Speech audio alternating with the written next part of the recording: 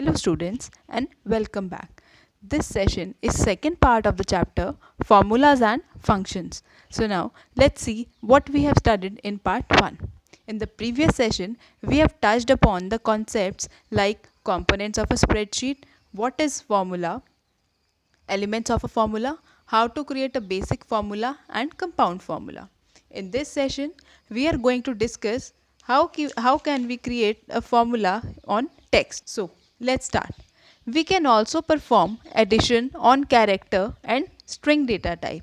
So, what is character and string data type? In your previous classes, I hope you have learned about the various data types that are available with MS Excel. Let's revisit those also quickly once again.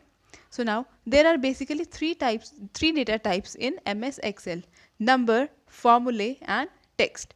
Text data type consists of alphabets like A, small a, B, up to Z. Right. So now A, the single alphabet, is also called as a character. If I say this is also a character. If I take another alphabet, this is also character. If I take an alphabet, this is also a character. So all these are characters, right? So now each alphabet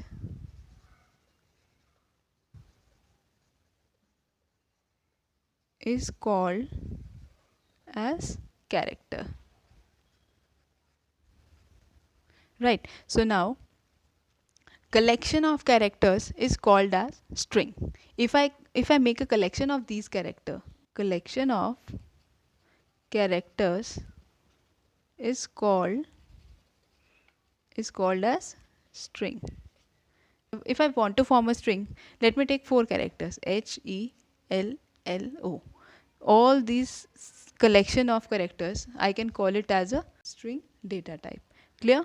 So now I hope now you know what is a character in string data type. Now, what is the operator that is required to perform addition in character and string data type? In the numbers or number data type or the digits, we use plus sign. But in case of characters or string data type, the operator that is used for addition is ampersand. Ampersand is used to perform addition. This is the symbol of ampersand, and it is called as ampersand, right? Addition of, and one more thing, when we add two or more text values, addition of two or more text values is called concatenation. What is the term that is called as concatenation? When we add two or more text values. Let's see how to do that. Let's see this.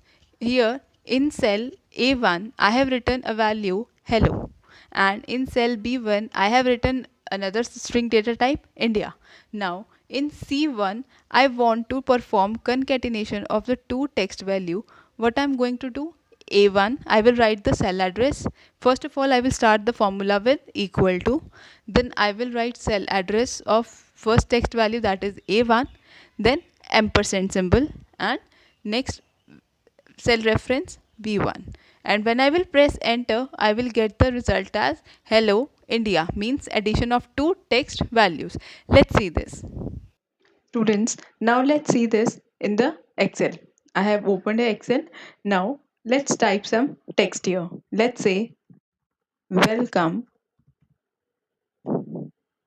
Here I'm going to type back. Now here I want to apply the concatenation here. So our formula will start with equal to cell reference A1 ampersand, next cell reference is B2, and press enter. See, we have got the result. Welcome back. Now notice one thing. When you are applying concatenation operator between A1 and B2 cell reference, is there any, after getting the result, is there any space between welcome and back? No. So what if I want a space between welcome and back? What do we do? Let's see here.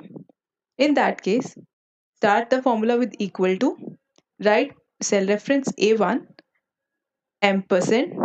Now to create a space, what we will do, after writing the ampersand, put double quotes, give one space, again double quotes. After after closing it with the double quotes, again ampersand, next cell is B2, and now press enter. See, you have got some space, space E, which is equals to one time pressing the space bar key. What if you want two times space? Again, what you are going to do, equals to A1 ampersand, again ampersand B2, and press enter. See this, between the double quotes I have created a space. See this, between the double quotes I have created a space two times. Clear? Students, so the next topic is cell range. What do you mean by a cell range? Now see this, here I have selected a single cell. It is also called as an active cell or selected cell. Now here I have selected one cell. What if I want to select multiple cells together? Maybe 3 cells, 4 cells, 10. What do we then? What is the option for that?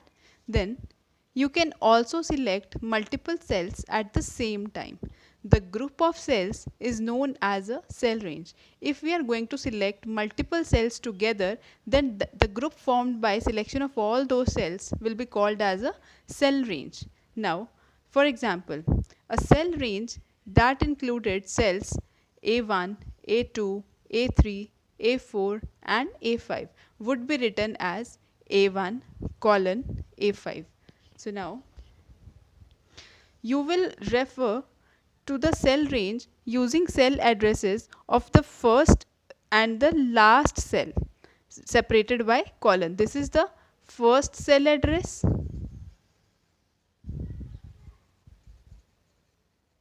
and this is the last cell address. So in order to write a cell range, we are going to refer to the first cell address and the last cell address separated by the colon. It is a colon separated by manually. If you will select it, so till A5 all these cells will be selected and this will be called as a cell range. Let's see this in the example here. I will first of all opening braces. This is the opening braces, means parenthesis, B3, then colon, and the last cell address that I want in my range, suppose it is B9. What I will do, B9, and I will close this. Now see, as soon as I have created, I have just written this form of creating a cell range, writing a cell range, you can see that all the cells are selected over here. So this is how this is called as a cell range. Can you see the rectangle here? Or since all the cells are selected and selected cells are forming a rectangular shape. So this is called as cell range, and this is how we write the cell range.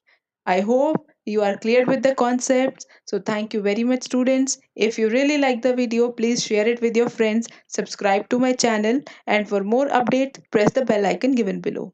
Thank you, students.